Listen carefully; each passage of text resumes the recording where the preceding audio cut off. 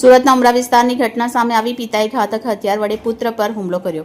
ઈજાગ્રસ્ત ચિરાગ નાયકાને સારવાર અર્થે સુરત સિવિલ હોસ્પિટલમાં ખસેડવામાં આવ્યો। સુરત સિવિલ હોસ્પિટલમાં સારવાર દરમિયાન ચિરાગ નાયકાનું મોત નીપજ્યું। આ ઘટનાને લઈ પરિવારમાં શોકનો માહોલ છવાયો છે। હત્યાની ઘટનાને લઈ ઉમરા પોલીસે વધુ તપાસ હાથ ધરી છે। મૃતક ચિરાગ નાયકા ગાડી સર્વિસનું કામ કરતો હતો। Bureau chief Sunil Ganjawala, bullet 26 Gujarat news, Surat.